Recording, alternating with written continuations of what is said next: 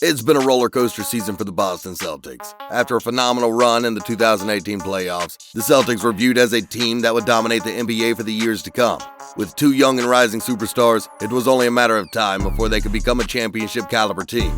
Fast forward to 2022, and the Celtics seem to be struggling to win games consistently. However, with their recent win streak, it seems like they finally figured out the right formula. Can they finally turn their season around? Let's take a look. The team has been struggling to climb the standings ever since the season started, and for the majority of the season, they were hovering around the 500 mark. But between the new year and the trade deadline, they posted an impressive record of 17 wins and just 7 losses. If we look at the numbers, they have the second highest defensive rating, and they are currently sitting at 4th place in net rating. Based on these stats, one would think that they're one of the best teams in the league, but despite their recent win streak, they've been wildly unpredictable this season. So if they're good statistically, then what went wrong with the Celtics? The talent is clearly there for Boston, and they've shown potential that they can be a solid playoff team, but they had a hard time winning on a consistent basis. There are some games where they look like they're the top dogs in the East, but on the other hand, there are times when they can't even beat teams that are supposed to be tanking. In the past few weeks, it looked like they finally found their groove, but their extreme highs and extreme lows have baffled a lot of their fans, and a lot of them are understandably confused. After all, this team looked like they were about to become a powerful dynasty just a few years ago. Back in 2018, they were killing it in the playoffs, eliminating the Sixers in 5 games and even gave LeBron James a run for his money. Despite failing to reach the NBA Finals, the future looked bright for the Celtics. Jason Tatum and Jaylen Brown were 2 promising young stars, and a lot of people were expecting that they would lead this team to another NBA title, or at the very least, turn them into solid championship contenders. The hype for this squad was real, but they weren't able to live up to it, and they failed to replicate the success they had in 2018. Since that year, their performance in the following postseasons have been steadily declining, and this year, they're barely hanging on to a potential playoff spot. On the bright side, Jason Tatum and Jaylen Brown blossomed and became all-star players. They are 2 of the best scorers in the NBA today, but the Celtics failed to build a team around them that fits their play style. Earlier this season, the Celtics looked like they stopped progressing, and in some areas, they've actually started regressing. However, they had been phenomenal these past few weeks, and it looked like they had finally turned their season around. So why were they struggling, and what change allowed them to find a spark they needed? This season started with Brown's 3-point efficiency dropping from 40% to 34%, despite increasing the volume of his shots. He's a hard worker and is consistently improving his game every season. But his shooting lacked consistency and his shot selection was questionable. In the same way, Tatum also struggled beyond the arc earlier this season, posting a career-low 32% from 3. In fact, there was a 5-game span where he shot just 3 of 29 from deep, and during that stretch, there was a point where he missed 20 consecutive 3-pointers. But in the last 10 games, Jaylen is finally starting to find his rhythm by shooting 37% from downtown. It's still not as good as compared to his peak, but this is a good sign for Tatum. He's also started to be smarter with his shot selection. During those 10 games, his field goal percentage was an incredible 50%, an insane contrast to his average efficiency this season, which is 43%. If he can maintain his momentum, he'll be able to help his team get back on his feet. On the other hand, Jaylen is still struggling with his efficiency, but just like his co-star, we believe that he'll be able to find consistency soon. Aside from their 2 stars, the Celtics were also disorganized. They have great individual players, but they had a hard time playing together as one unit. They're only 18th in assists per game, but 4th in isolation scoring. That is not a recipe for success, particularly if the goal is to have deep playoff runs or win an NBA championship. This was a big problem for this squad. They struggled because they were playing individually instead of playing as a team. Their impressive turnaround can be attributed to many things, but if you look at their stat line, one thing will immediately pop up. They started sharing the ball. This month, they're averaging 27.1 assists per game, which is huge considering the fact that their season average so far is 23.6. To give you a perspective of how big this jump is, if their assist numbers this month is what they had since the start of the season, they would rank number 2 in that category. Just think about it. That's better than teams with high motion offense such as the Warriors and the Suns.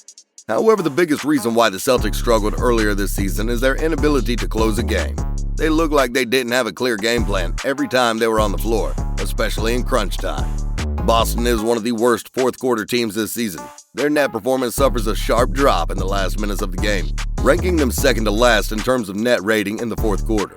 To make things worse, the Celtics have a habit of blowing double-digit leads late in the game, In fact, they have blown leads of at least 19 points 4 times this season.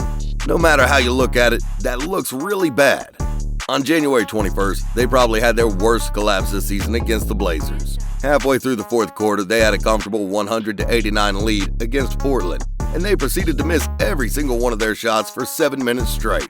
In this game against the Detroit Pistons, the lack of game plan down the stretch is noticeable. Here, with the clock running down, we can see how Jaylen Brown decides to settle for a heavily contested ISO shot, while the rest of his team is either not involved or clueless regarding what to do. This is not how well-coached teams handle the final seconds, and certainly not the way championship-level teams win. Recently, it looks like the Celtics have shown flashes that they finally have what it takes to close games properly. In their recent game against Denver, the game was close late in the fourth, but they showcased their composure and displayed what team effort looks like, winning the game 108-102. Check this out.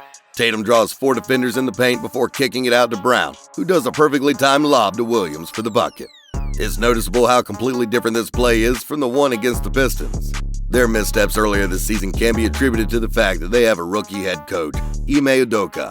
It's not easy adjusting to a new role, but if Udoka can help his team maintain the momentum they found this month, they'll be able to bounce back as a strong playoff team. The talent is there, and they've shown that they can be a lethal team whenever they're clicking together. They just need to find a way to do it on a consistent basis. So, what can we expect for the Boston Celtics going forward? During the recent trade deadline, they acquired Derek White in a trade with the Spurs. White is a two-way guard who's perfect for the Celtics system. He's a capable playmaker, an elite defender, and a player who's not afraid to play tough. He has the hustle and the intangibles, which make him a valuable supporting player. This is the kind of player this team needs, particularly for the star duo, as they'll be able to just focus on getting to their spots while the ball is simply fed to them. White is also a capable scorer who can knock down threes, and he can play physical down low despite being a guard. As a team, the Celtics need to continue sharing the ball with one another. Deep playoff teams aren't overly reliant on 1 or 2 players.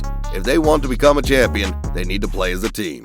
On top of that, it will allow them to understand their roles better, which in turn will help them stick to their strengths and maximize their potential. As the head coach, Udoka needs to figure out which lineups bring out the best from his players. Then, he needs to establish a team culture for this squad. The coaching staff needs to be firm in setting boundaries, both for their stars and the supporting pieces. If the Celtics want to keep winning games, every player needs to know not just their own roles, but their teammates' roles as well. For that to happen, they have to learn how to trust each other instead of having individual players who are trying to do everything by themselves. Lastly, they need to keep their composure when the game is on the line. Despite their bad reputation late in the clock, they're actually first in total fourth quarter points. They've shown flashes that they can close games. It's not the lack of talent that causes them to blow leads. It's their lack of mental toughness, according to Udoka. They need leadership from someone who can rally them in tough times and will help them focus until the final buzzer. And it starts with both Tatum and Brown. Overall, it's been a roller coaster season for the Boston Celtics. When they're hot, they can compete even against the best teams in the league. But when they're cold, they've been one of the most inconsistent teams in the NBA this season. It's not going to be easy, but if they can establish a culture of consistency and discipline, they'll be able to sustain their phenomenal performance this month. Just imagine this talented squad playing like this every game. They will dominate the playoffs and live up to the hype that they once had. Do you guys think the Celtics are still a strong playoff contender? Let us know in the comments below. Speaking of playoff contenders, the Lakers are having a tough time of their own, and if they're going to change for the better, they'll have to make a couple of key changes. In this next video, we're breaking down the main reasons why they're struggling and what they'll need to do to potentially go further, so don't miss out if you want to find out more.